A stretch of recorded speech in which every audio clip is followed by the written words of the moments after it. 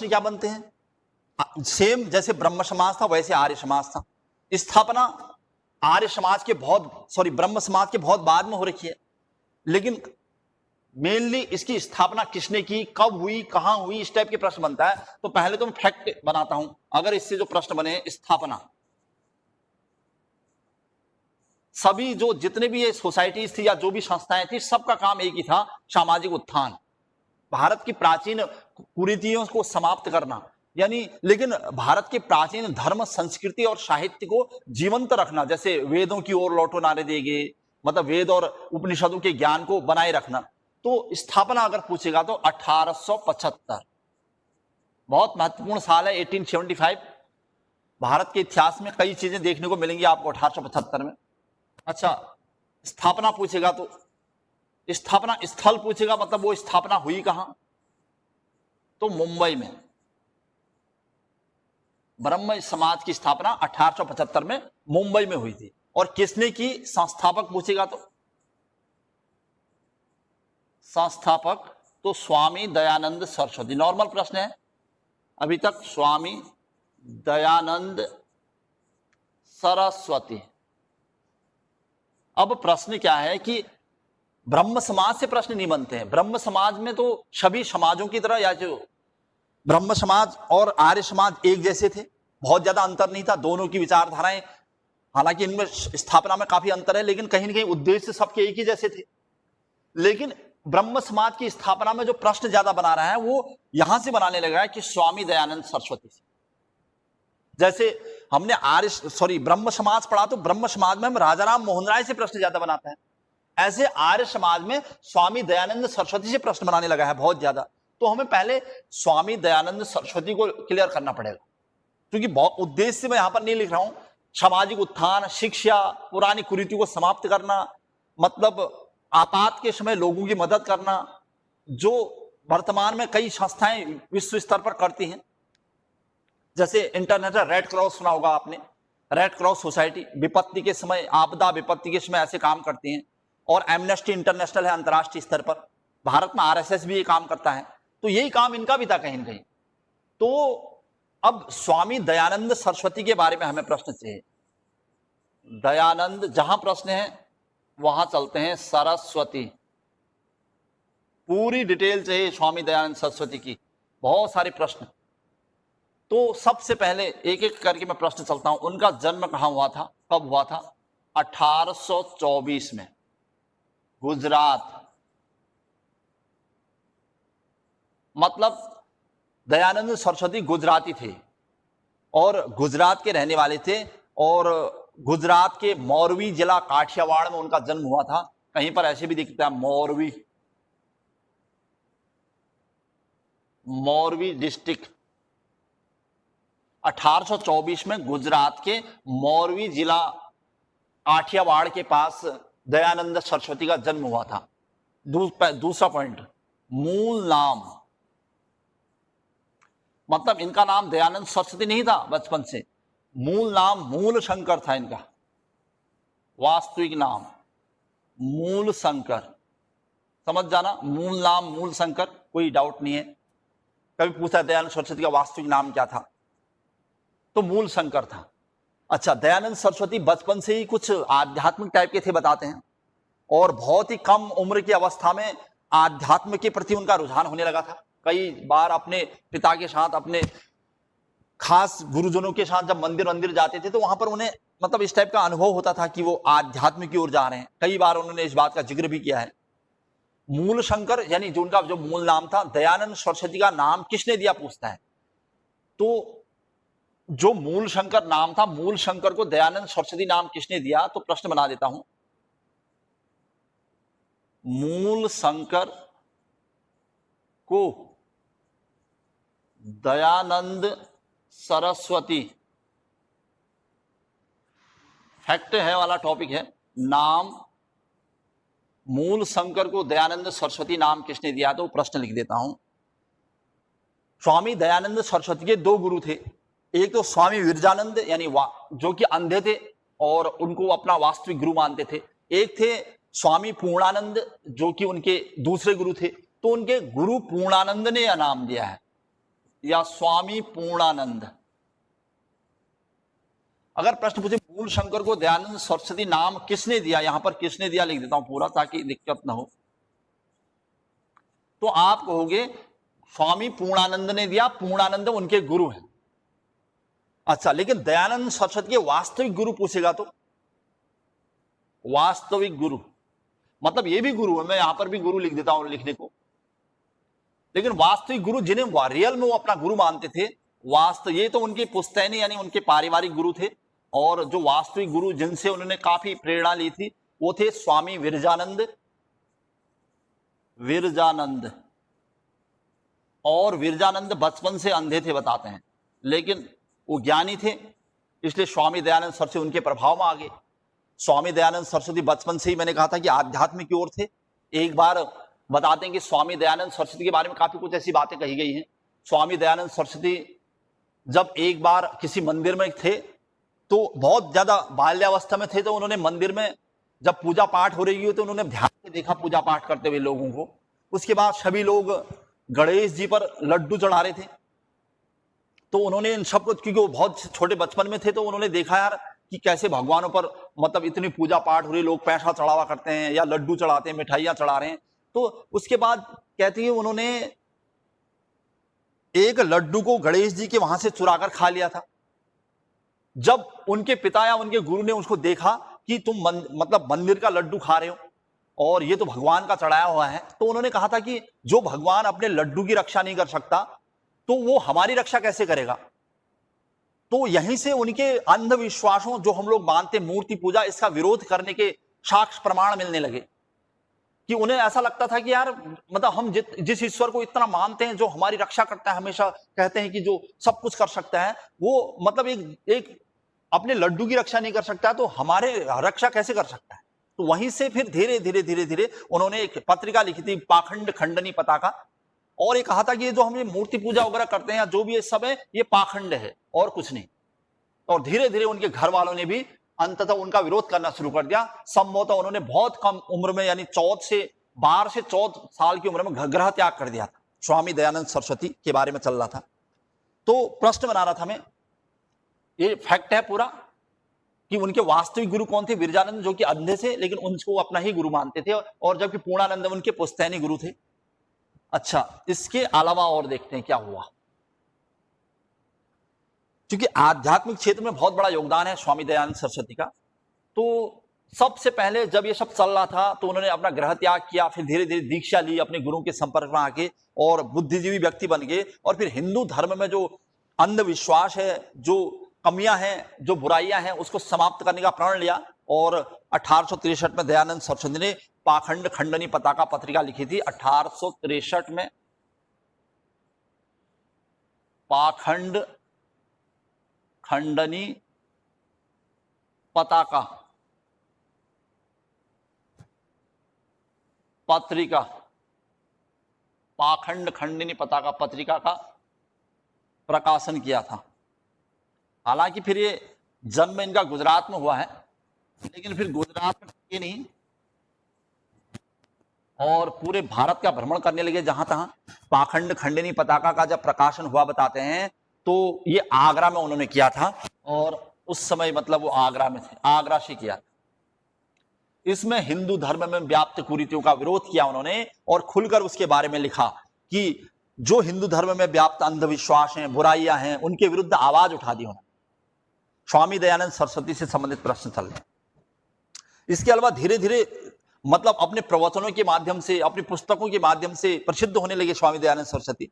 खासकर उन्होंने वेद और उपनिषदों की ओर ध्यान दिया, वेदों की ओर लौटो नारा दिया था उन्होंने। उनका प्रसिद्ध नारा नेक्स्ट पॉइंट बना देता हूं, प्रसिद्ध नारा या संदेश कहना चाहिए इसको, वेदों की ओर लौटो, बैक टू वेदाज, वेदों की ओर लौटो।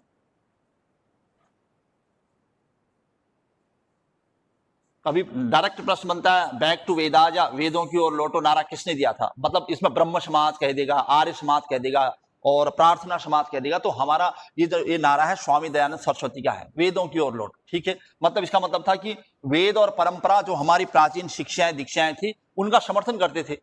प्राचीन वैदिक परंपरा को उन्होंने महत्व दिया था। और वो ठीक भी था। वो कहते थे कि हमारी प्राचीन संस्कृति, लेकिन अगर सही तरह से देखा जाए तो संस्कृत की उत्पत्ति, वहां पर वेदों की रचनाएं, ये सब उस काल में हुई, तो वो ठीक युग था।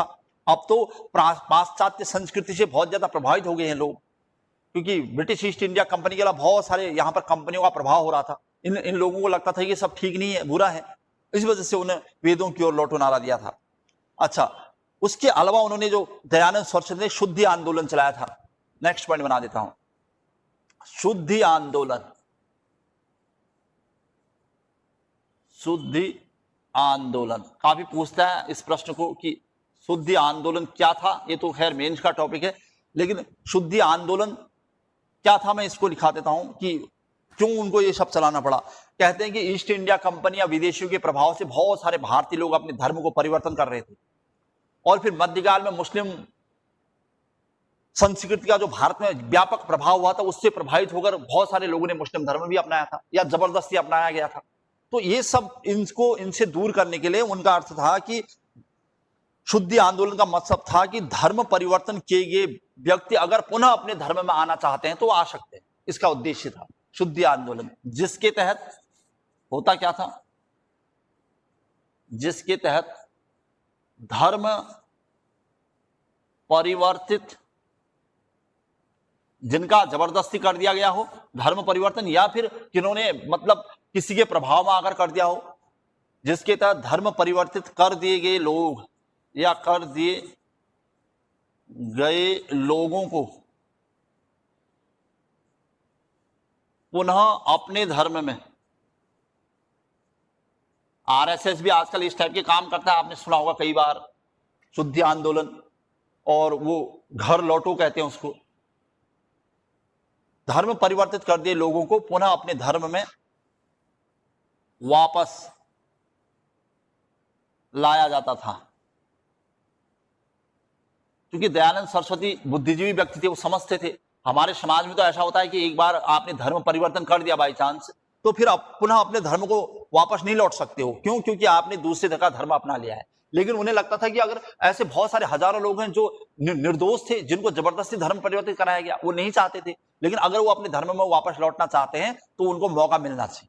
तो इसे कहते हैं शुद्धि आंदोलन। महत्वपूर्ण प्रश्न था ये। उन्होंने शुद्धि आंदोलन के माध्यम से ऐसे हजारों लोगों को, जो उनको जबरदस्ती धर्म परिवर्तित, अपने धर्म में पुनः लौटाया।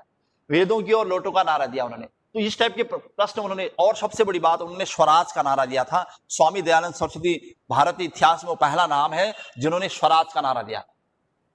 स्वराज, स्वशासन, इस टाइप की बात है। तो नेक्स्ट प्रश्न ला देता हूं। हमारे वहां आधुनिक इतिहास में भी स्वराज और स्वशासन का प्रयोग होता रहेगा। जो नरमपंथी लोग थे उन लोगों ने भी इस बात को महत्व दिया कि स्वराज से बढ़कर कोई नहीं है। तो दयानंद सरस्वती ने सबसे पहले स्वराज शब्द का प्रयोग किया था। तो मैं लिखता हूं सर्वप्रथम, और उसका महत्व बताया था लोगों को। सर्वप्रथम स्वराज, अपने राज्य से, अपने घर से बढ़कर या अपने देश से बढ़कर कुछ नहीं है। सर्वप्रथम स्वराज शब्द का प्रयोग किया था। एक बार प्रश्न पूछा था कि भारत के सबसे पहले गैर राजनीतिज्ञ जिन्होंने स्वराज शब्द का, ये राजनीतिज्ञ नहीं थे, ये तो एक धार्मिक व्यक्ति थे, ये तो एक आध्यात्मिक व्यक्ति थे, गुरु थे, जिन्होंने आर्य समाज चलाया था। कोई राजनीतिज्ञ नहीं थे। राजनीतिज्ञों ने तो बहुत बार स्वराज, स्वशासन ऐसी बातें कही। पहले भारत के ऐसे पहले गैर राजनीतिज्ञ जिन्होंने स्वराज शब्द का प्रयोग किया था। तो सर्वप्रथम स्वराज शब्द का प्रयोग किया, ध्यान रखना। और कहा कि एक स्टेटमेंट भी है, स्वराज और स्वशासन से बढ़कर कुछ नहीं है। और यह भी कहा था कि कोई कितना भी कहे, ये स्टेटमेंट किसका है पूछता है, कोई कितना भी कहे स्वराज और स्वशासन, उसी की व्याख्या हुई फिर स्वशासन। कोई कितना भी कहे स्वराज और स्वशासन से बढ़कर कुछ नहीं, बढ़कर कुछ नहीं, ये स्टेटमेंट आ गया। ये कोई कितना भी कहे, कोई कितना भी कहे स्वराज और स्वशासन से बढ़कर कुछ नहीं। तो प्रश्न बन गया, महत्वपूर्ण प्रश्न मिल रहे हैं यहां पर। तो स्वराज की बातें, इस टाइप की बातें हमने इससे पहले कहां सुनी थी, आपको ध्यान होना चाहिए। इससे पहले हमने इस टाइप की बातें छत्रपति शिवाजी को जब पढ़ रहे थे हमने वहां सुनी थी, और छत्रपति शिवाजी ने भी ये सब बात कही थी। उन्होंने गौरक्षणी मतलब गाय की रक्षा के लिए हैंदव धर्मोद्धारक छत्रपति की उपाधियां ली, कई ऐसे काम करवाए थे। तो उस समय भी ये सब हो रहा था। तो लेकिन अभी मतलब उस समय की बात थी लगभग 1627 यानी 1627 से 80 के बीच, जो कि छत्रपति शिवाजी का टाइम पीरियड था 1628 से 80, या फिर अब चल रहा है 1800 यानी 1875 के बाद 19वीं 20वीं शताब्दी में 100-200 साल का बाद का समय है, तब भी स्वराज और स्वशासन कहने वाले भारत में ये लोग हैं। अच्छा, और प्रश्न बनाते हैं। अपने धर्म का प्रचार, वैदिक धर्म परंपरा का प्रचार प्रसार कैसे किया उन्होंने? तो इन बैक टू वेदास कहा उन्होंने, स्वराज शब्द का प्रयोग किया उन्होंने, शुद्धि आंदोलन चलाया उन्होंने, और सबसे बढ़कर उन्होंने कई किताबें लिखी। 1874 में उन्होंने किताब लिखी। कहते हैं कि दयानंद सरस्वती संस्कृत भाषा में बोला करते थे, संस्कृत भाषा में भाषण देते थे, काफी विद्वान व्यक्ति थे वो। एक बार जब मुंबई में वो संस्कृत भाषा में भाषण दे रहे थे, लोगों को संबोधित कर रहे थे, तो वहां पर केशव चंद्र सेन भी उपस्थित थे, और केशव चंद्र सेन को अपना गुरु मानते थे स्वामी दयानंद सरस्वती। तो केशव चंद्र सेन ने जब देखा यार स्वामी दयानंद सरस्वती तो काफी बुद्धिजीवी व्यक्ति है, लेकिन वो संस्कृत में बोलते थे, और तब केशव चंद्र सेन ने उनको समझाया कि आप बहुत बुद्धिजीवी व्यक्ति हैं, संस्कृत भाषा का आपको मतलब ज्ञान है, लेकिन आपको संस्कृत नहीं बल्कि हिंदी भाषा का प्रचार प्रसार करना चाहिए। और वो इससे, क्योंकि हिंदी भाषा का अगर आप प्रयोग करोगे तो अधिक से अधिक लोग आपसे जुड़ेंगे, अधिक से अधिक लोग आपको समझने की प्रयास करेंगे कि आप क्या कह रहे हैं, आपकी डिमांड क्या, आप क्या चाहते हो। लेकिन अगर संस्कृत भाषा का आप प्रयोग करते तो आपसे ज्यादा लोग नहीं जुड़ पाएंगे, क्योंकि हर आम आदमी संस्कृत नहीं जानता। तो उन्होंने केशव चंद्र सेन की उन बातों को स्वीकार कर लिया, और उसके बाद हमेशा हिंदी का प्रयोग और हिंदी का व्यापक प्रचार प्रसार किया। और इसी संदर्भ में उन्होंने एक किताब लिखी 1874 में, सत्यार्थ प्रकाश, वरना वो संस्कृत में लिखते थे। तो नेक्स्ट पॉइंट बना देता हूं। 1874 में सत्यार्थ प्रकाश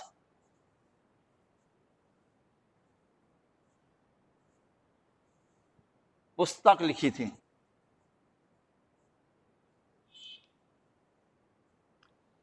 सत्यार्थ प्रकाश किसकी पुस्तक है? प्रश्न बहुत बार बन चुका है, लेकिन इससे भी ज्यादा प्रश्न ये बन चुका है कि सत्यार्थ प्रकाश किस भाषा में लिखी गई है। ये तो ठीक है, सत्यार्थ प्रकाश हमने एक बार सुन लिया, हम अनुमान लगा लेंगे, चलो 1874 के आसपास ये किताब लिखी गई है। लेकिन उससे ज्यादा महत्वपूर्ण प्रश्न ये था कि सत्यार्थ प्रकाश किस भाषा में है। मैंने कहा था कि स्वामी दयानंद सरस्वती हमेशा संस्कृत बोलते थे, लेकिन जब केशव चंद्र सेन के समझाने पर उन्हें ऐसा एहसास हुआ यार हिंदी से अगर प्रयोग करूंगा तो अधिक से अधिक लोग जुड़ेंगे और मेरी जो भावनाएं या सोच है उसको लोग समझेंगे, तो उन्होंने हिंदी भाषा में सत्यार्थ प्रकाश पुस्तक लिखी। ध्यान रखिएगा, बहुत बार प्रश्न इसलिए बनाता है क्योंकि वो बोलते संस्कृत थे, उन्होंने पहली बार हिंदी में इस पुस्तक लिखी है, तो इसलिए पूछता होगा हिंदी भाषा में लिखी गई पुस्तक,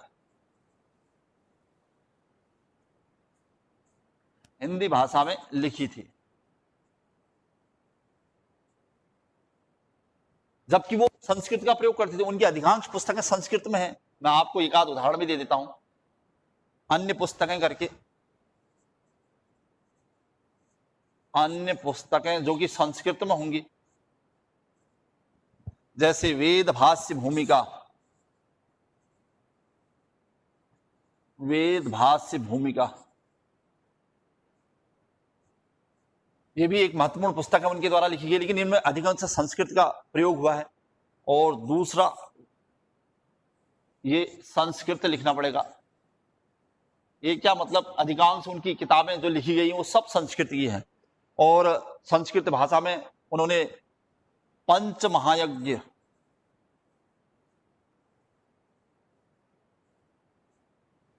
पंच महायज्ञ में उन्होंने वैदिक परंपरा में किए जाने वाले यज्ञ विधि विधान का जिक्र किया था। पंच महायज्ञ विधि 1875 के आसपास इन्होंने लिखी थी, पंच महायज्ञ विधि।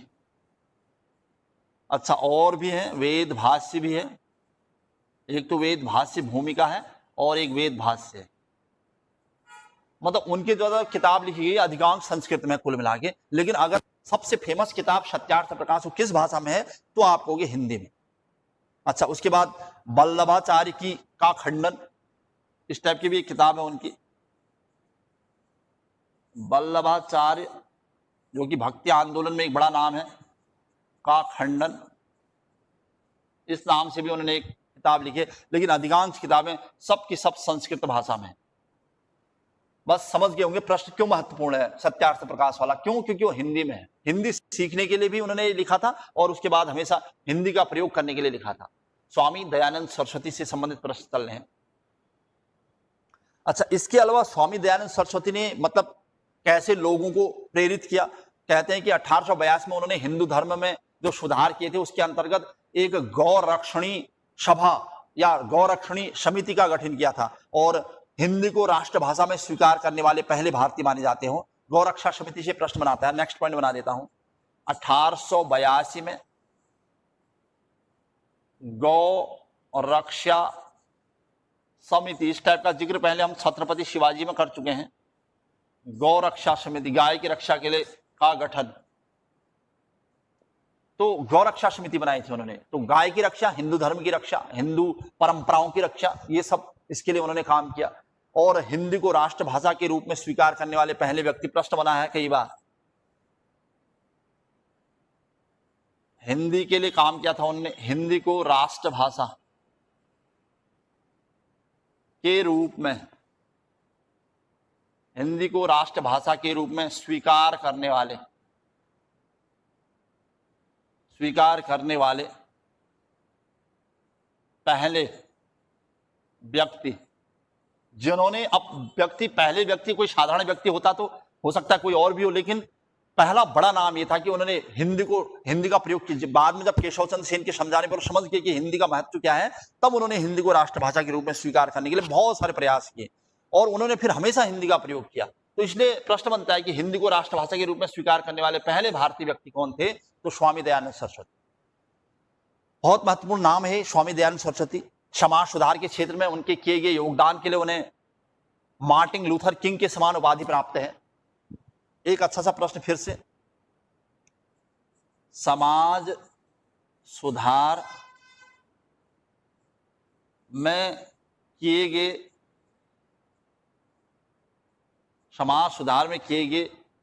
योगदान के परिणाम, समाज सुधार में किए गए योगदान के परिणाम स्वरूप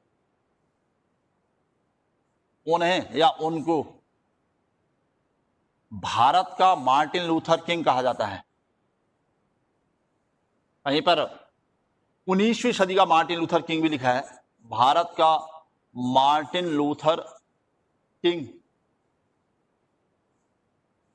या कहीं पर खाली मार्टिन लूथर भी लिखता है, कहा जाता है।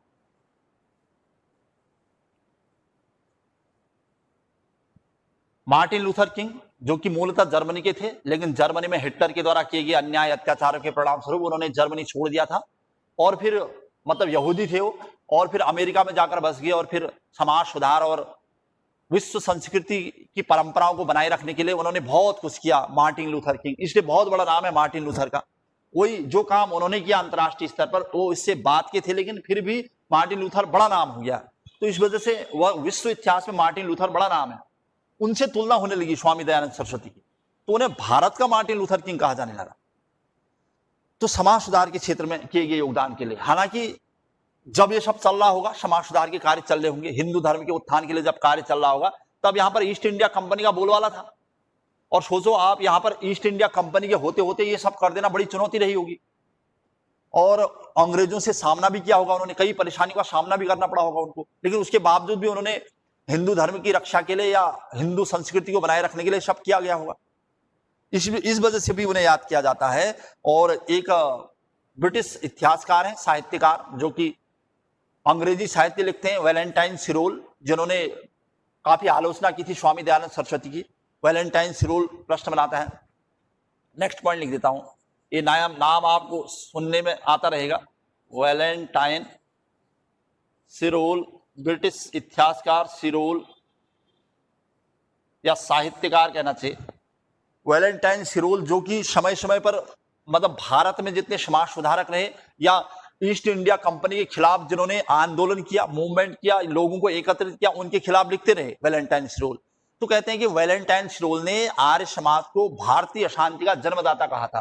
प्रश्न पूछता है, वैलेंटाइन सिरोल ने, पूरा ही लिख देता हूं, आर्य समाज को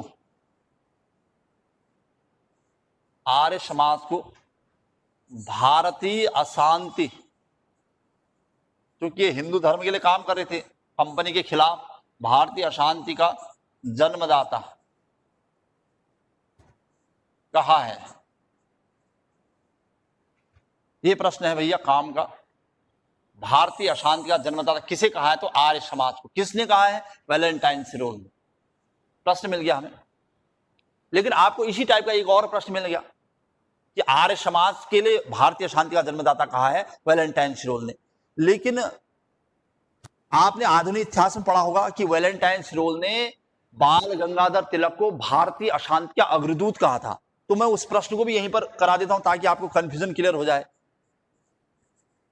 सिरोल यानी वैलेंटाइन सिरोल, इंडियन अनरेस्ट नामक एक किताब लिखी थी उन्होंने, वैलेंटाइन सिरोल। इनकी पुस्तक का नाम लिख देता हूं, कभी कभी इस पुस्तक को भी पूछ देता है। पुस्तक इंडियन अनरेस्ट, ब्रैकेट में डाल दिया मैंने सिरोल, मतलब इस पुस्तक के माध्यम से उन्होंने ऐसा कहा था। सिरोल ने अपनी पुस्तक,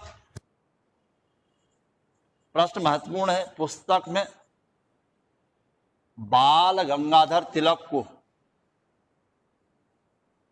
सिरोल ने अपनी पुस्तक में यानी इंडियन अनरेस्ट में बाल गंगाधर तिलक को भारतीय अशांति, सेम प्रश्न है लगभग, भारतीय अशांति का अग्रदूत कहा है या अग्रदूत कहा था।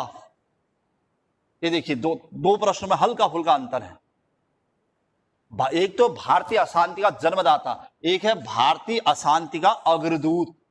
अगर कहने वाला एक ही व्यक्ति है, एक ही पुस्तक है, पुस्तक इंडियन अनरेस्ट है, महत्वपूर्ण पुस्तक थी, नाम एक ही है वैलेंटाइन सिरोल, लेकिन दो बातें अलग अलग। कि अगर भारतीय अशांति का जन्मदाता कहेगा तो आर्य समाज को कहा था, अगर भारतीय अशांति का अग्रदूत किसे कहा तो बाल गंगाधर तिलक को कहा। ठीक है, दो बातें प्रश्न समझ में आ गया होगा। ये जो फैक्ट है, ये पॉइंट है, ये बाद में फिर आएगा जब हम आधुनिक इतिहास पढ़े होंगे और हमें बाल गंगाधर तिलक को पढ़े होंगे तो वहां पर भी प्रश्न आएगा। जब तिलक ने भारत में होम रूल का आंदोलन किया और लाल बाल और पाल एक मजबूत संगठन के रूप में बन गए थे भारत में, उन्होंने नरम पंथियों को चुनौती दे दी थी, गरम पंथी कहलाते हैं लोग। तो और धीरे धीरे बाल गंगाधर तिलक ने बहुत सारी जनता को अपने साथ जोड़ दिया था। तो इस वजह से वैलेंटाइन सिरोल ने उनके खिलाफ लिखा था कि भारतीय अशांति का अग्रदूत है, यानी भारत में अगर अशांति हुई है तो बाल गंगाधर तिलक की वजह से हुई। दो प्रश्न सर। हाँ सर कुछ बुक्स में सर ये बाल गंगाधर तिलक को भारतीय असंतोष का जनक भी कहा गया है। हाँ बिल्कुल बिल्कुल, यही चीज है। उसको मतलब उन्होंने, जैसे जो नई नई बुक लिखते ना, मैं बुक लिखूंगा तो मैं तो थोड़ा अलग लिखना पड़ेगा, मैं ऐसा ही लिखूंगा तो कॉपीराइट हो जाएगा, सीधी सी बात है। अब वो इसको भारतीय असंतोष का जन्मदाता या भारतीय असंतोष का अग्रदूत भी लिख देते हैं। मतलब यही चीज है, वो मूल ये है, मतलब इसी को एक्सप्लेन करके अलग अलग लैंग्वेज लिखी है उसे। तो कहना, लेकिन किसने कहा से कर सकते हैं सर? क्या क्या इसे ऑप्शन से कर सकते हैं? अगर संस्थाओं का नाम दिया हो तो आर्य समाज कर देंगे, और अगर किसी पर्सन का नाम दिया हो तो तिलक हो जाएगा। बस यही ध्यान रखना, अगर संस्था पूछता है तो आर्य समाज के लिए कहा होगा, अगर कोई व्यक्ति कहेगा तो फिर तिलक के लिए कहा होगा। कई बार इतना घुमा फिरा के इस प्रश्न को पूछ दिया गया है ना, कि कभी जैसे आपने कहा कि भारतीय असंतोष का जन्मदाता किसे कहा है, तो ये चीजें मतलब घुमा फिरा के पूछी गई। तो समझ जाना ये चीज केवल या तो तिलक के लिए आ रही है या आर्य समाज के लिए आ रही है, और कहने वाला एक ही व्यक्ति, उसकी पुस्तक एक ही है, बस और कहीं कंफ्यूजन नहीं है। इसको बदल देता हो, बस यहीं पर है। ये प्रश्न बाद में फिर से आने हैं आधुनिक इतिहास में, जब तिलक पढ़ा रहा हूँ फिर से रिवाइज हो जाएगा, फिर इसको तो मैं पढ़ा रहा हूँ, इसको रिवाइज कराऊंगा आपको। तो ये प्रश्न मतलब कहीं ना कहीं जाएगा नहीं। प्रश्न अच्छा था, लेकिन दयानंद सरस्वती के प्रश्न चल रहे कुल मिला के। अच्छा, तो दयानंद सरस्वती ने इतना कुछ किया होगा, इसका मतलब ब्रिटिश शासनकाल में हिंदू धर्म के उत्थान के लिए अंग्रेजों के खिलाफ, तब जाके उनके खिलाफ मतलब इस टाइप की बातें कही गई होंगी, अनुमान लगाया जा सकता है। तो दयानंद सरस्वती के द्वारा स्थापित जो आर्य समाज था धीरे धीरे आगे चलता रहा, लेकिन 1883 के आसपास, 1883 के आसपास स्वामी दयानंद सरस्वती की मृत्यु हो गई थी। मतलब थोड़ा सा आगे और बढ़ते हैं। दयानंद सरस्वती, क्योंकि दयानंद सरस्वती पूरे भारत का भ्रमण करते थे, कई चीजें इनके बारे में कही गई हैं।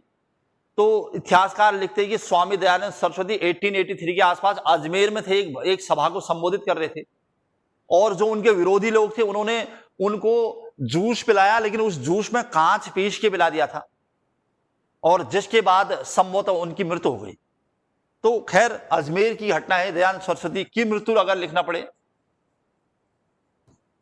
1883 अजमेर में, मतलब वो आगे और कुछ दे सकते थे, क्योंकि 1882 में तो उन्होंने गौरक्षा समिति बनाई थी और अच्छा काम कर रहे थे, लेकिन मतलब इसी दौरान अचानक उनकी मृत्यु हो गई। अब आर्य समाज का क्या होगा, प्रश्न ये था। अब दयानंद सरस्वती की मृत्यु के बाद आर्य समाज को उनके शिष्यों ने चलाया। तो नेक्स्ट पॉइंट बना देता हूं, दयानंद की मृत्यु के बाद उनके जन्म से लेकर मृत्यु तक बहुत सारे फैक्ट हमने बना लिए हैं। आर्य समाज मृत्यु के बाद चूंकि आर्य समाज तो आज भी है, हर जगह आपको दिखा, हल्द्वानी में भी आर्य समाज है, मतलब हर जगह कहीं ना कहीं आर्य समाज का कुछ न कुछ होता है। आर्य समाज आज भी बहुत सारे, मतलब जो पिछड़े लोग हैं, गरीब लोग हैं, गरीब कन्याओं की शादी कराता है, आपने सब हम सुनते रहते हैं, कभी कुछ करा रहा है, कभी कुछ, ये सब आर्य समाज के लोग हैं। तो लेकिन उसके बाद दयानंद के बाद आर्य समाज को आगे बढ़ाने वाले थे लाला हंसराज। आर्य समाज दयानंद की मृत्यु के बाद आर्य समाज को लाला हंसराज, और डीएवी कॉलेज भी इन्हीं लोगों का है, जो डीएवी नाम से कॉलेज चलता है, दयानंद एंग्लो वैदिक कॉलेज। तो ये सब यही लोग थे, चाहे लाला हंसराज थे, लाला मुंशीराम,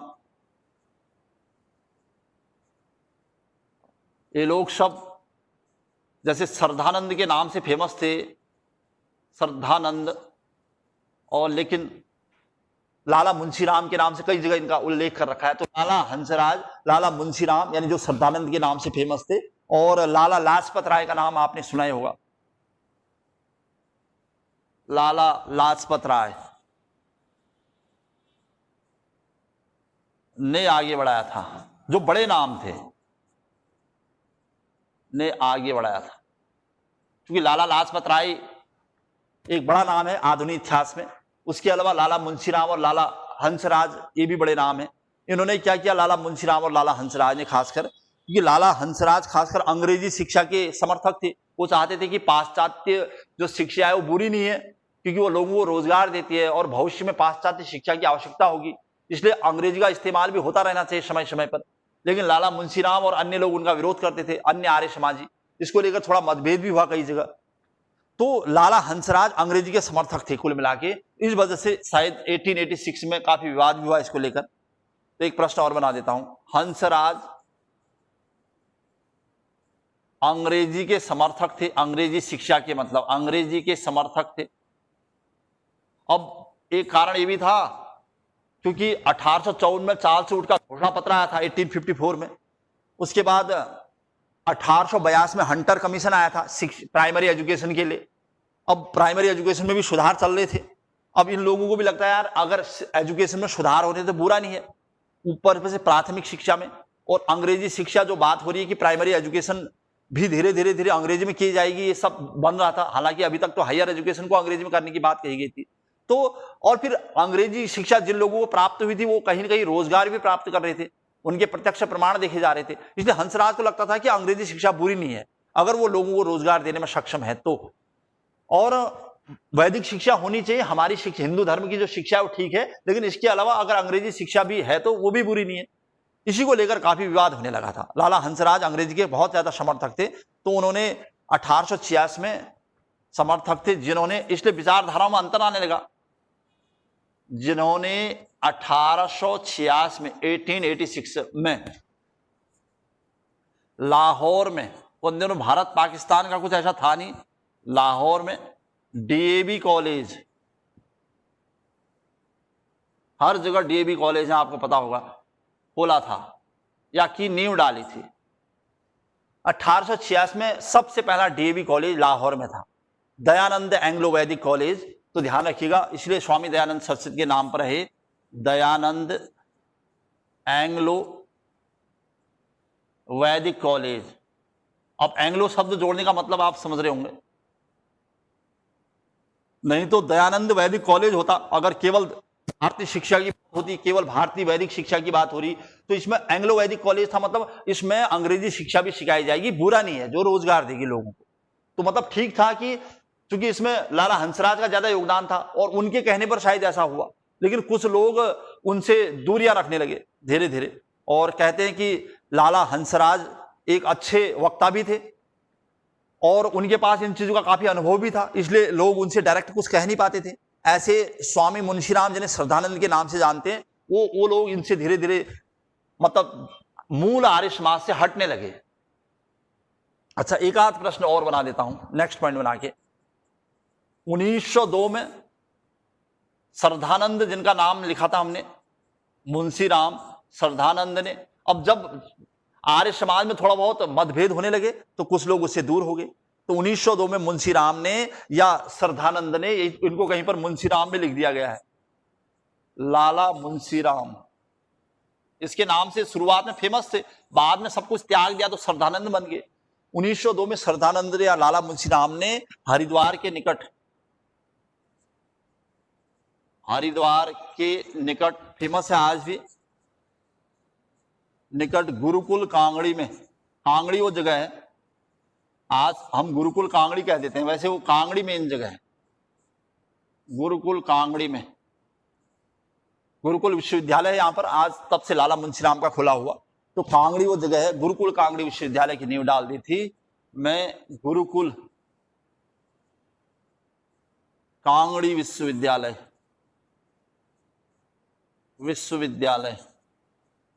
ये मूल आर्य समाजी नहीं थे वैसे, इनमें मतभेद होकर ये अलग हो गए थे। गुरुकुल कांगड़ी विश्वविद्यालय की नींव डाली थी।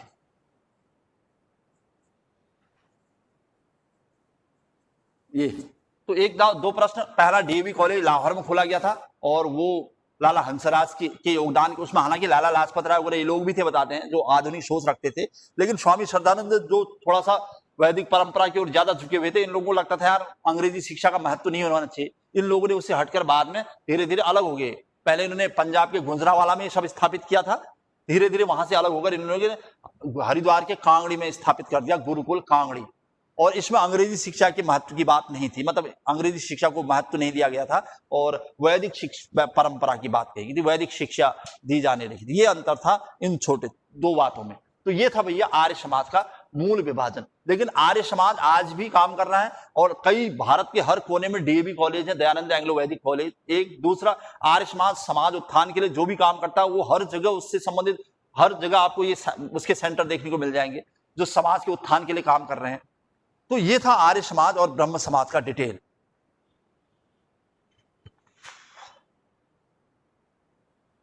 स्वामी दयानंद सरस्वती का पूरा डिटेल हमारे पास, बहुत सारे प्रश्न उनकी पुस्तकें, और इसके अलावा आर्य समाज और ब्रह्म समाज की जो मूलभूत भावनाएं थी, किसने उसको आगे बढ़ाया, क्या क्या हुआ, कौन कौन लोग उसमें आए, ये हमारे पास डिटेल है। टॉपिक बहुत ही महत्वपूर्ण माना जाता है और इसमें जो भी टॉपिक आ रहे हैं मतलब खास इंपॉर्टेंट है। और इसके अलावा हमें प्रार्थना समाज से एक आध प्रश्न बनाना पड़ेगा। प्रार्थना समाज का बहुत ज्यादा बोलबाला तो नहीं था, लेकिन जब इसकी स्थापना हुई थी तब से लेकर मतलब भारत की आजादी तक प्रार्थना समाज ने जो काम भी किया उसके लिए प्रार्थना समाज का भी यहां पर कुछ उल्लेख हमने करना पड़ेगा।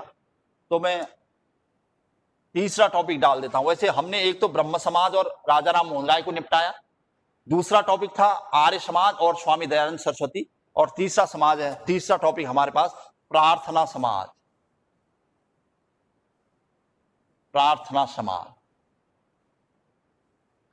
बस प्रार्थना समाज की स्थापना कब हुई, किसने की, और ज्यादा क्वेश्चन कुछ नहीं होते हैं इसमें, कोई पर्टिकुलर व्यक्ति नहीं जुड़ा था जिसका कुछ अपना इतिहास हो। तो ऐसे लोगों ने जिन्होंने आर्य समाज के समानांतर या फिर ब्रह्म समाज के समानांतर कहना चाहिए, उनसे हटकर अपने सिद्धांतों को प्रचारित प्रसारित करने का काम किया, वो प्रार्थना समाज के लोग थे। और आत्माराम पांडुरंग, मैं स्थापना लिख देता हूं, स्थापना आर्य समाज से पहले हो चुकी है 1867 में, मतलब प्रार्थना समाज 1867 में स्थापित हो चुका था, जबकि आर्य समाज की स्थापना 1875 में हुई थी। अच्छा, दूसरा संस्थापक ये कहां हुई थी, यहीं पर लिख देता हूं, मुंबई में जहां पर आर्य समाज की स्थापना हुई थी उससे पहले मतलब वहां पर प्रार्थना समाज चलता था, लेकिन आर्य समाज उससे भी ज्यादा फेमस था स्वामी दयानंद सरस्वती की वजह से। अच्छा, संस्थापक पूछता है कभी, बहुत सारे लोगों ने मिलकर बनाया था ये। इसमें आत्माराम पांडुरंग, महाराष्ट्र के जागरूक लोग हैं आत्माराम पांडुरंग, महादेव गोविंद रानाडे, महादेव गोविंद रानाडे। रानाडे का नाम आता रहेगा क्योंकि महाराष्ट्र के एक सामाजिक सुधारक के रूप में बहुत बड़ा नाम है, आधुनिक इतिहास में भी आना है। और सबसे बड़ी बात, महादेव गोविंद रानाडे जिन्हें MG रानाडे कहा जाता है, ये गोपाल कृष्ण गोखले के गुरु हैं और गोपाल कृष्ण गोखले महात्मा गांधी के गुरु थे, इस वजह से फेमस है। अच्छा, तीसरा नाम RG भंडारकर, RG भंडारकर। ये 3 नाम हैं भैया इसके संस्थापकों में। इसमें सबसे बड़ा नाम है आत्माराम पांडुरंग का। तो प्रार्थना समाज की स्थापना भी मुंबई में हुई 1867 में हुई। जो इसके संस्थापक हैं ये 3 नाम, तो RG भंडारकर और महादेव गोविंद रानाडे, जो कि थोड़ा बाद में जुड़े थे, लेकिन मूलतः इसके संस्थापक आत्माराम पांडुरंग ही माने जाते हैं। अगर एक नाम की बात करूंगा, कभी प्रश्न बनाएगा तो आपका यही नाम होगा जिन्होंने 1867 में इसकी स्थापना की, बल्कि ये 2 नाम इसमें बाद में जुड़े हैं। देखा जाए तो ये 1869 में जुड़े हैं, लेकिन फिर भी चूंकि ये बड़े नाम और इसके संस्थापक कौन थे, यहां से प्रश्न उठते हैं। तो महादेव गोविंद रानाडे के अलावा आत्माराम पांडुरंग और RG भंडारकर, और मूल संस्थापक इसके आत्माराम पांडुरंग थे, जिन्होंने केशव चंद्र सेन से प्रेरणा लेकर ये सब किया था। अगर प्रेरणा कहां से मिली इनको ये बनाने की, अगर ऐसे भी प्रश्न पूछता है तो प्रेरणा खासकर किनको, आत्माराम पांडुरंग जी को केशव चंद्र सेन से मिली थी। प्रश्न बना देता कुछ भी, केशव चंद्र सेन, आपको ध्यान होगा केशव चंद्र सेन तो ब्रह्म समाज के थे, उन्होंने काफी कुछ सुधार किए थे, ब्रह्म विवाह अधिनियम लाया था, लेकिन उन्हीं की वजह से बाद में इस ब्रह्म विवाह अधिनियम में काफी दिक्कतें आने लगी थी। क्यों? क्योंकि हमने 12 वर्षीय पुत्री का विवाह कर दिया था, और एक समय ऐसा आ गया था जो ब्रह्म समाज में सबसे बड़ा नाम केशव चंद्र सेन हो गया था। उन्होंने अपने विचारों को अंतर्राष्ट्रीय राष्ट्रीय स्तर पर प्रसारित किया, जिस कारण जो मूल ब्रह्म समाजी थे उन्होंने इसका विरोध किया, और इस कारण ब्रह्म समाज में फूट भी पड़ गई। लेकिन इनको बहुत सारे लोग अपना गुरु मानते थे। केशव चंद्र सेन को स्वामी दयानंद सरस्वती अपना गुरु मानते थे, और केशव चंद्र सेन को आत्माराम पांडुरंग भी अपना गुरु मानते थे। मतलब केशव चंद्र सेन के शिष्य थे स्वामी दयानंद सरस्वती, और केशव चंद्र सेन के शिष्य थे आत्माराम पांडुरंग। तो इस वजह से इन्हीं से प्रेरणा लेकर अंततः आत्माराम पांडुरंग ने मुंबई में प्रार्थना समाज की नींव डाली। अब क्या होता था, इसके उद्देश्य क्या थे प्रार्थना समाज के? छोटी छोटी मैंने उद्देश्य बहुत ज्यादा लिखे नहीं कहीं पर भी, सबका उद्देश्य एक ही था कहीं न कहीं, और खासकर हिंदू समाज में व्याप्त बुराइयों को दूर करना, तो ये इनका उद्देश्य होता था। हिंदू समाज, इसलिए मैं ज्यादा लिख नहीं रहा था, समाज में व्याप्त बुराइयों, अब बुराइयां जो भी थी, चाहे वो बाल विवाह हो या सती प्रथा हो या पर्दा प्रथा हो, कुछ भी थी, हिंदू समाज में व्याप्त बुराइयों को दूर करना, या बाल विवाह हो, जो भी थे, मतलब सब इनके उद्देश्य में, ये सभी के उद्देश्य थे, केवल इसी के प्रार्थना समाज के नहीं थे, बल्कि हर ब्रह्म समाज, आर्य समाज, सभी के उद्देश्य यही थे, समान उद्देश्य थे, हिंदू समाज में व्याप्त बुराइयों को दूर करना। अब इसके अलावा जैसे मैं बात बता रहा था कि इसमें जो बड़े बड़े नाम जैसे महादेव गोविंद रानाडे जुड़े हैं, MG रानाडे, ये महाराष्ट्र में बहुत बड़ा नाम है। बाद में इन्हीं से प्रभावित होकर गोपाल हरि देशमुख, जो कि महाराष्ट्र के थे, वो भी इससे जुड़े। उन्होंने लोक हितवादी नामक एक मराठी पत्रिका भी लिखी थी, जिनमें उन्होंने काफी जो समाज में कुरीतियां उनका विरोध किया था।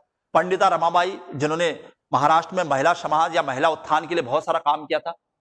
तो ये सब नाम इन्हीं से प्रभावित होकर थे। तो मैं एक नाम और यहां पर डालूंगा, नोट करके डाल देता हूं प्रश्न, MG रानाडे, महादेव गोविंद रानाडे। प्रश्न संस्था से बहुत ज्यादा नहीं थे, लेकिन इन लोगों से ज्यादा प्रश्न है। महादेव गोविंद रानाडे को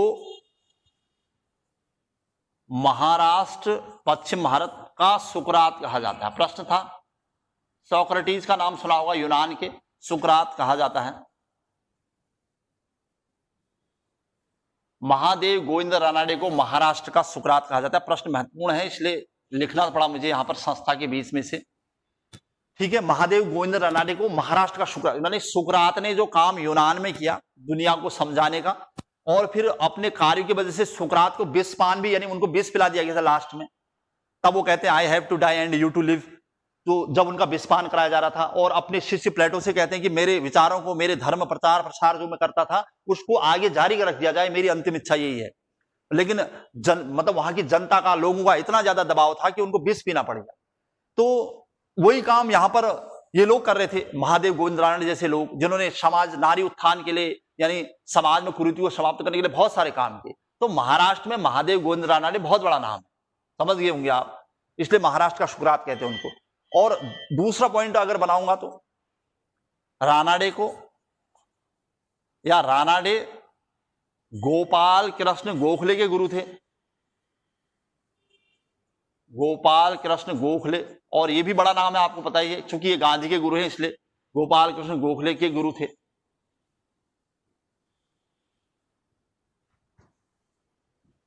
दूसरा महत्वपूर्ण पॉइंट है, एक तो उन्हें महाराष्ट्र का सुकरात कहते हैं, दूसरा वो गोपाल कृष्ण गोखले के गुरु थे। और गोपाल कृष्ण गोखले किसके गुरु थे? तो महात्मा गांधी के। तथा यहीं पर लिख देता हूं, तथा गोखले गांधी के गुरु थे। अभी प्रश्न बना देता ना इनमें, तो इसलिए आप जैसे भी लगे आपको कि गांधी के गुरु गोखले, गोखले के गुरु और कौन? महादेव गोविंद रानाडे। और ये रानाडे अपना गुरु केशव चंद्र सेन को मानते थे। अब लगा लीजिए गुरु परंपरा कैसे चलती। अगर यहां से प्रश्न उठाता है भाई साहब, उठे भी हैं प्रश्न, ये एक छोटा सा नोट करके मैं इसको आपके साथ रखता हूं, शेयर करता हूं, आपके काम आ सकता है कभी कभी। जैसे मतलब जहां पर सुकरात का नाम आएगा, तो अगर ऐसे नाम आता तो SPAS, ये आपकी मदद कर सकता है। अभी क्या है, मैं इसको आपको थोड़ा क्लियर करता हूं।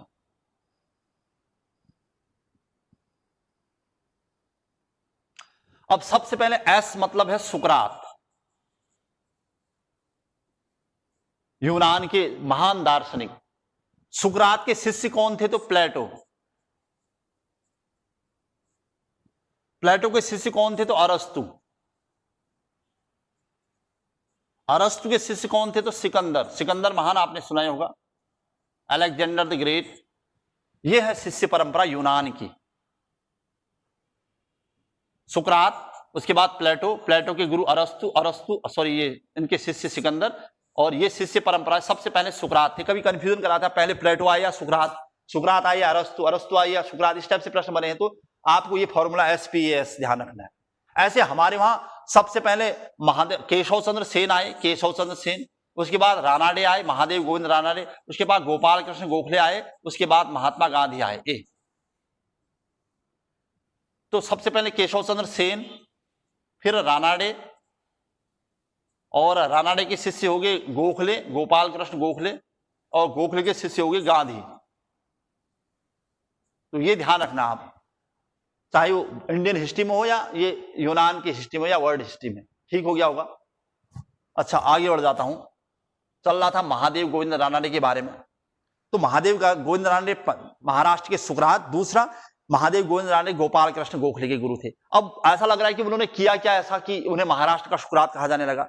तो कहते हैं कि महादेव गोविंद रानाडे ने विधवा पुनर्विवाह अधिनियम एसोसिएशन की नींव डाली थी उन्होंने, और पुणे में मतलब शिक्षा के प्रचार प्रसार के लिए एक दक्कन एजुकेशन सोसाइटी स्थापित की थी। तो रानाडे के कार्य देखता हूं, रानाडे के कार्य अगर ऐसे प्रश्न पूछता तो 1884 में पुणे में या पूना में,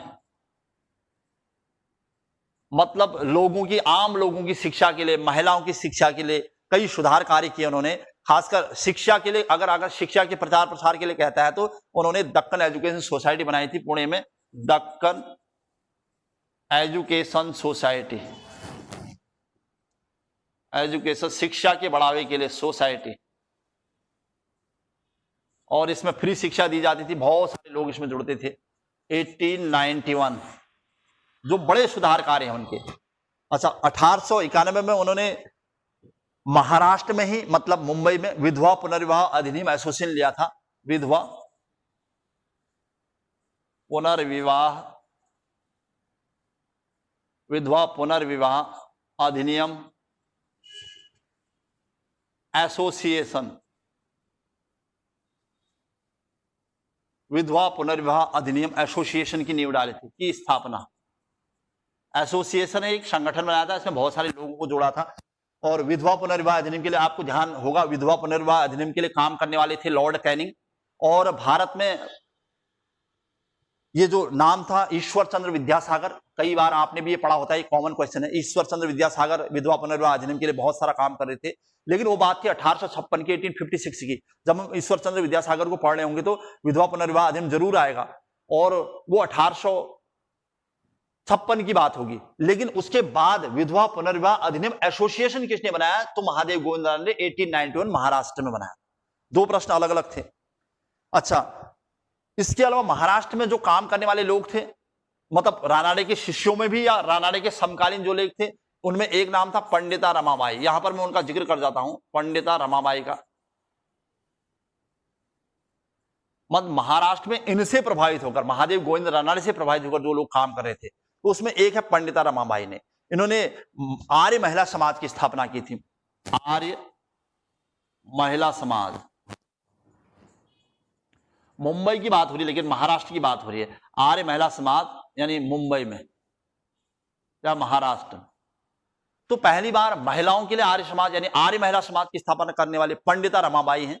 और पंडिता रमाबाई भारतीय इतिहास में बहुत बड़ा नाम है, जिन्होंने पहली बार महिलाओं के उत्थान के लिए काम करने का प्रण लिया था और महिलाओं में शिक्षा की बात कही थी। तो वो भी कहीं न कहीं महादेव गोविंद रानडे से प्रभावित थी। और दूसरा नाम है डी.के. कर्वे का।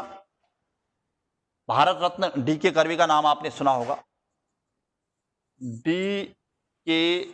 कर्वे, ये सब इन्हीं के समकालीन या इसके बाद के लोग हैं जिन्होंने कहीं न कहीं महादेव गोविंद रानडे, केशव चंद्र सेन से ही शिक्षा ली थी और धीरे धीरे समाज में उत्थान के लिए कई काम किए। डी.के. कर्वे ने पुणे में एक विधवा आश्रम की नींव डाली थी। पुणे में विधवा आश्रम, विधवा आश्रम की नींव डाली थी। तो प्रश्न बनेगा डी.के. कर्वे का योगदान क्या है? तो उन्होंने पहली बार पुणे में एक विधवा आश्रम की नींव डाली और स्वयं और एक विधवा ब्राह्मणी से विवाह किया। बताते हैं कि मतलब विधवाओं के समाज में जो अच्छी स्थिति नहीं थी और उन्होंने इस मतलब विधवाओं की स्थिति को सुधारने के लिए एक तो विधवा आश्रम बनाया, दूसरा सबसे पहली बार खुद एक विधवा ब्राह्मणी से विवाह किया था उन्होंने, ताकि दुनिया में जो भ्रम छाया हुआ है या समाज में जो भ्रम छाया उसे दूर किया जा सके, विधवाओं के प्रति जो असम्मान की स्थिति है उसे दूर किया जा सके। और डी.के. कर्वे वो बड़ा नाम है जिन्होंने 1906 में बंबई में प्रथम भारतीय महिला विश्वविद्यालय की नींव डाली थी। बहुत महत्वपूर्ण प्रश्न में से एक है। 1906 में प्रथम भारतीय महिला विश्वविद्यालय, मतलब डी.के. कर्वे के प्रयासों से भारत का प्रथम भारतीय महिला विश्वविद्यालय की नींव पड़ी है, वो की बंबई में। पहले कहते हैं कि पुणे में था, लेकिन मेनली बंबई लिखा रहता है कहीं पर भी। बंबई नहीं होगा तो पुणे हो सकता है ऑप्शन में, तो लेकिन होगा महाराष्ट्र में। तो प्रश्न महत्वपूर्ण था, फिर से मैं इसे रिवाइज करता हूं। अगर पूछे कि प्रथम भारतीय महिला विश्वविद्यालय कहां था, तो बंबई में था। किसने बनाया? तो डी.के. कर्वे ने।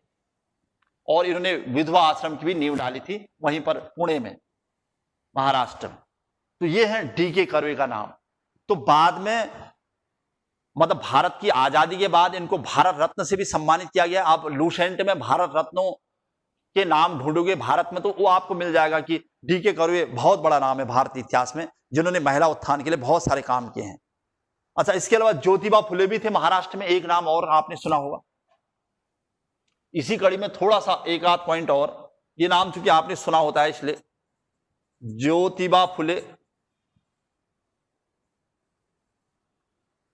ज्योतिबा फुले ने, चूंकि निम्न वर्गीय थे ज्योतिबा फुले, दलित, और इनके जो पूर्वज थे बताते फूल बेचने का काम करते थे मुगलों के टाइम में, लेकिन उन्होंने अपना संपूर्ण जीवन समाज उत्थान के लिए लगा दिया। और फिर एक बहुत बड़ा नाम है भारत के इतिहास में ज्योतिबा फुले का। जो समाज में उत्थान के लिए जो महाराष्ट्र में काम करने वाले महान लोग थे, उसमें एक बड़ा नाम महाराष्ट्र में ज्योतिबा फुले, जिन्होंने निम्न वर्गों के लिए बहुत कुछ किया, शूद्रों अस्पृश्य जाति के लोगों के लिए अपना संपूर्ण जीवन व्यतीत कर दिया। नाम सत्य शोधक समाज बनाया, सत्य शोधक समाज की स्थापना। बस बहुत बार प्रश्न पूछा गया, कॉमन क्वेश्चन है, मतलब समाज सुधारों में महाराष्ट्र के समाज सुधारक की बात चल रही है। सत्य शोधक समाज की स्थापना कब? 1873 1873 में ज्योतिबा फुले ने महाराष्ट्र में सत्य शोधक समाज की स्थापना की। ध्यान रखिएगा, ये सब महाराष्ट्र में चल रहा है। अच्छा, उसके अलावा ज्योतिबा फुले ने जो निम्न वर्गीय लोग थे उनके उत्थान के लिए कई किताबें लिखी। उनकी एक प्रसिद्ध पुस्तक है गुलामगिरी पुस्तक गुलामगिरी, और कहीं पर इसको किताबों में दास्ता भी लिख दिया है।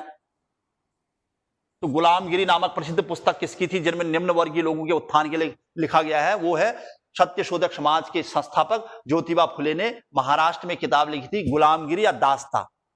आपको ध्यान होगा, जब अमेरिका आजाद हो रहा था, तो अमेरिका में आजाद होने के बाद यानी 1774 1776 4 जुलाई 1776 जब अमेरिका ने अपना स्वतंत्रता दिवस मनाया था, उसके बाद धीरे धीरे अमेरिका में सब ठीक ठाक चल रहा था, लेकिन वहां पर विवाद उत्पन्न होने लगा।